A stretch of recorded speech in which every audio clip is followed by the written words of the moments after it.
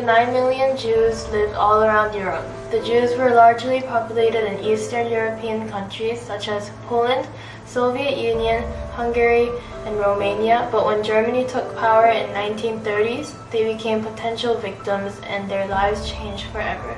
Hitler was an anti-Semite, which means he was a hater of Jews. He successfully managed to convince the Germans that the Jews were the ones to blame. Historians have previously classified 6 types of anti-Semites.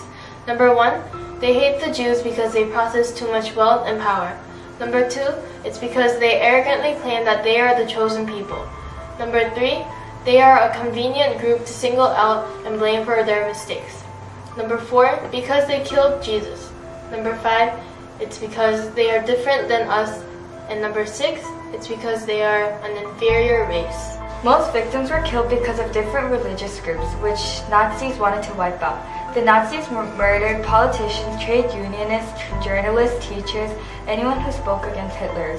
Also, millions of non-Jewish victims died, such as Catholics from Poland, Serbs, soldiers from Soviet Union, and the Slavic people. About 3 million Jews from Poland and 1 million Jews from the Soviet Union were killed due to the Holocaust. Some Jews were overworked and starved, some were beat up. If the Nazis were bored, they would gather the Jews and shoot them for fun. On Hitler's birthday, a Jew was shot every hour for no reason. Some of the Jews died from being used for medical experiments, which was grotesque and horrific. For example, the Nazis wanted to see if people could still survive with muscles and bones misplaced, and these tests were done without painkillers. But most Jews were killed by being gassed in gas chambers.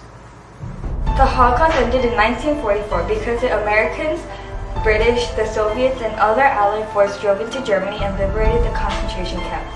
Although most of the Jews in the camps were killed off, there were still survivors.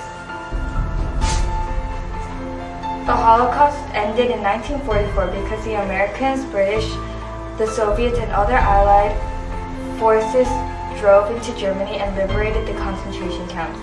Although most of the Jews in the camps were killed off, there were still survivors.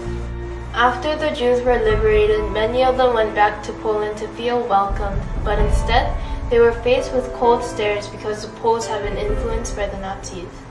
The Poles were enormously important to the Jews, yet the Poles were an anti-Semitic society. Many Jews had settled in Poland because they thought they found relative freedom from anti-Semitism and economic restrictions. But it turns out that many Holocaust survivors had negative attitudes toward the Poles based on their experiences as well as being witnesses of the destruction of the Jews caused by the Poles. When the Jews went back to Poland, there were several pogroms which were violent anti-Jewish riots. The largest riot occurred in a town called Kielce in 1946, and the Poles killed about 50 Jews and beat up many more in that town.